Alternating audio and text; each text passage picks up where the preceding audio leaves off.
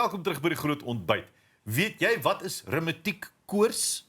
Rumatiek ken jy seker, maar Rumatiekkoors, interessant. Ons gesels môre met professor Pamela Naidoo en sy is van die Heart and StrokeFoundation.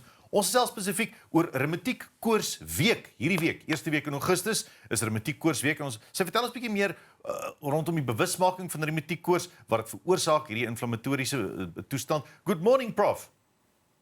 Good morning, goeiemôre. Good morning, goeiemôre. It's lekker. It is nice having you here with us. It's lovely to chat to you this morning. Let's just start off with rheumatic fever. Before we get to the celebration or the awareness week, just tell our viewers, what is rheumatic fever? Yes, so rheumatic fever is actually caused by a bacterium called Streptococcus. And what often happens is prior to about 3 weeks before it's actually diagnosed, you'll find that a little child will have a sore throat. And if left untreated, it persists. And then in about 3 weeks to a month, the child can actually end up having rheumatic fever. And that's in the absence of a flu or a cold. So that's your telltale. It's in the absence of a flu or a cold. So it can start off with something as unimpressive as a little strep throat. Correct, absolutely correct. Now, but the consequences are quite disastrous. It is, yeah, for continued infection, yeah, the continued infection of a strep throat. You wouldn't think that it's that damaging. What are the things that you need to worry about if there's a constant rheumatic fever?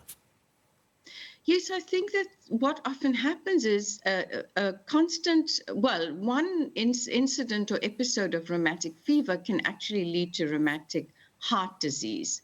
However, before you even diagnose with rheumatic heart disease, which is permanent damage to the heart muscle, what happens is when you have a rheumatic fever, the valves of the heart get damaged. And so you can imagine the cumulative damage to the heart muscle that it becomes permanent. And so in sub-Saharan Africa, 18,000 people or individuals, that includes young adults, die from rheumatic heart disease. And indeed, it includes pregnant women as well. Wow. What is the cause of rheumatic fever? So, it's like any bacteria, and a virus, for example, you can pick it up environmentally. So if you come into contact with someone, it is infectious. And so that's how you actually contract the bacteria that causes rheumatic fever. So it is really, unfortunately, it's eradicated in most parts of the world, particularly in the rich countries, and it is peculiar to low and middle income countries because it's, there's unequal facilities, there's poverty, there's lack of hygiene. So there's a number of factors that actually drive the disease in a country like South Africa, even though we're an upper middle income country. It is shocking to think that 18,000 people annually die of this disease in sub-Saharan Africa. It is shocking, actually, to think of it. Let's talk about the Awareness Week. What is the Awareness Week and why is there Awareness Week for it? Yes, so the Heart and Stroke Foundation, South Africa in particular, obviously the Awareness Week was initially conceptualized by the National Department of Health about 25 years ago. And that's, to call attention to this high prevalence of rheumatic heart disease and rheumatic fever. And the foundation, it is in our conscience to really educate the public more. And I think particularly now that there is access, there's more access than there ever was before, access to healthcare facilities, parents must not ignore a child's sore throat. I think that it's negligent, and caregivers, so including teachers at schools, preschools, and so on, you should really pay attention to the fact that this child has a persistent cough, has a high fever, has malaise, does not look well, is not, consuming nutritious food and so on. So you've got this cumulative risk that is going to end up having this child being very sick at some point. So it's really to raise that kind of awareness because at some level it is preventable. You said at some level it's preventable. So what are some of those strategies to prevent this?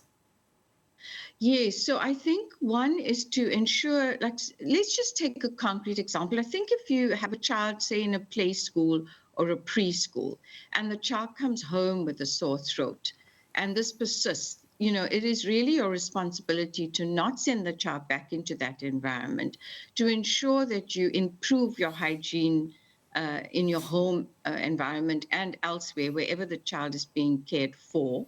And of course, to get the child immediately to a doctor, because if a child spikes a temperature of more than 38 degrees Celsius, it's a danger sign. So really, it is to act, so knowing is one thing. To act is really the more important issue here. Prof. Naidoo, just to make sure, rheumatic fever, is it only in children? Where do we usually see rheumatic fever? It is usually more highly detected in children, and it affects children more often because obviously their immune systems are still developing. And if they're in an environment where there's more children, the chances are, it's like our children go to school, there's more, there's a greater chance of them getting a cold or a flu in a play school or a junior school. Yeah. However, it can affect pregnant women, like I say. And then in young adults, what often happens is it's probably a case of where it went undetected when you were a child.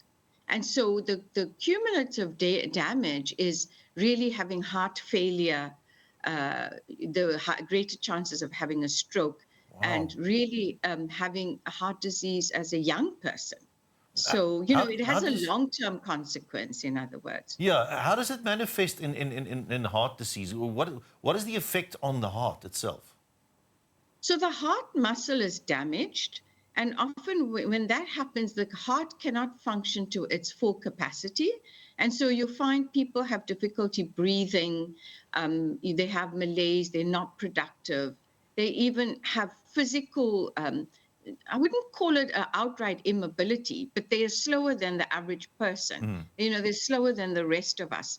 And so you'd often find they're low energy people. These are things you need to actually investigate a little more because an average young person should not be having such low levels of energy. Lethargic, yeah.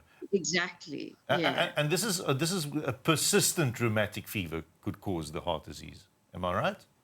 Not necessarily. If you have a severe rheumatic fever, it could end up in rheumatic heart disease. So rheumatic heart disease can also be diagnosed when you're quite young.